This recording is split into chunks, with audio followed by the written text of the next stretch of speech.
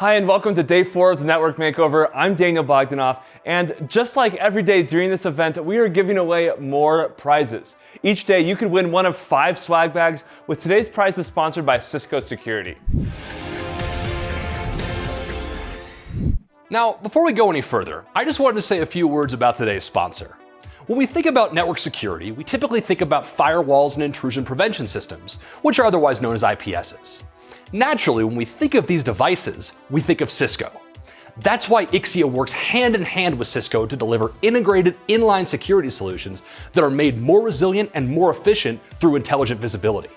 For example, Ixia's iBypass switches integrate seamlessly with Cisco Firepower Threat Defense and other Cisco solutions to speed next-gen IPS deployments, all while ensuring the availability of business applications during network or power failures. At the same time, Ixia's intelligent network architecture effortlessly integrates with Cisco security solutions.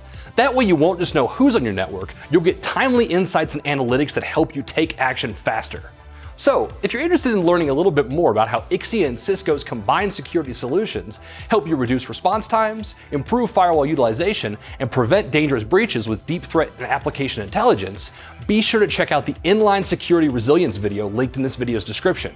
As well as in the resource library, you can find a solution brief entitled Cisco StealthWatch and Ixia Visibility, Scalable Insight into the User Experience. Make sure to go get your daily entry at makeover.ixiacom.com for your chance to win. And we also have a tip video with Mike, aka Packet Boy, each day that explores a new topic. Today's looks at how to set up inline security and monitoring without sacrificing performance or capabilities. Over to you, Mike. Howdy, folks. Today we're going to take a quick look at inline security and monitoring. And while that might sound pretty complex, I promise it's a whole lot simpler than that. Basically, the term inline means that your device is directly in the path of incoming traffic, which means it will have an impact on the data that's transmitted downstream. Most people dig into this because they're looking to install an IPS, deploy a next-gen firewall, or perform SSL TLS decryption. Now, the biggest thing that people overlook here is how to make their technology actually work in a way that's both easy to set up and doesn't sacrifice performance or capabilities. The key to this is to use a network packet broker, or which we affectionately call it an NPB. But how does that actually work? Your entire security architecture, which is comprised of your analysis tools and the like, connects into your network via a bypass switch. Be sure to check out our bypass switch video for more detail on that topic.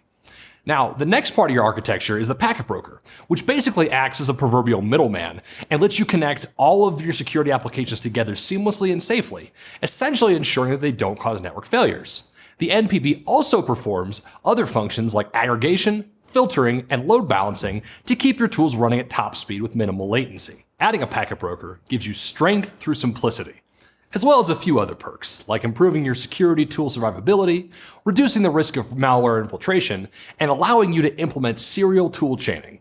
Let's dig into each of those a little bit deeper. First off, let's talk survivability.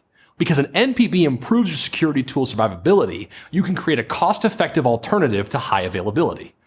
Since your security tools, like an IPS or WAF, will be inline or directly in the path of incoming data, you need redundancy to prevent single points of failure. However, true redundancy is quite expensive. After all, double the tools means double the cost.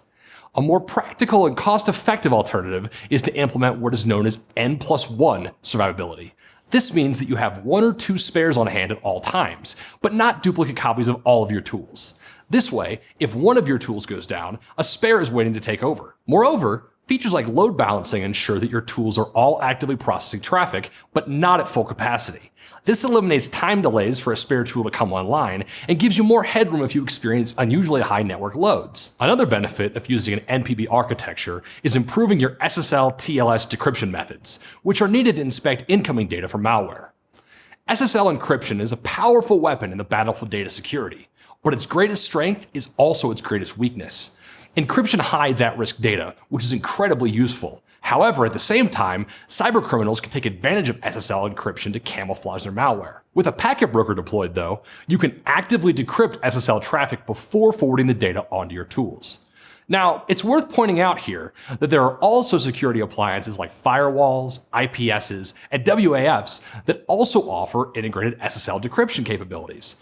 However, offloading SSL decryption functions to a packet broker can reduce the CPU load on these appliances by 45% or more. In layman's terms, by letting an NPB handle decryption, your security tools can perform their primary task better, keeping your network more safe and more secure. The other cool thing packet brokers enable you to do is something called tool chaining, which is a powerful way to automate the movement of data packets in security monitoring solutions. Basically, it means that suspect data is passed back and forth between an NPB and multiple security tools like an IPS, DLP, SSL, WAF, or NGFW. This enables you to dive deeper and analyze indeterminate data further.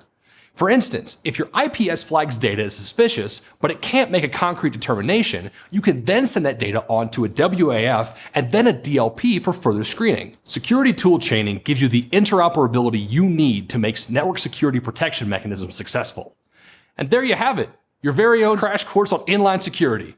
But believe it or not, we've barely scratched the surface. So if you're interested in learning a little bit more about inline network architectures, be sure to check out our Network Makeover content library. It's got a whole wealth of thought leadership and is curated by some of the smartest folks on our team. Check it out. Thanks for putting that together, Mike. I'm sure people will be waiting in line for your next tip. Like Mike said, we have a whole library of handpicked PDF and video goodies at the bottom of the event page. Go check them out. And now it's time to draw our 5 winners. Get excited, and thanks to Cisco Security for helping sponsor today's giveaways. Today's winners are Susanta Kumar, Gregory Hedge, Aladdin Gabsi, Ned Kelly, and John Caracas. Congratulations to our winners. We will be in touch with you shortly. And that's it for today. I'm Daniel Bogdanoff. Thanks for watching, and I'll see you right here tomorrow at 10 a.m. Mountain Time.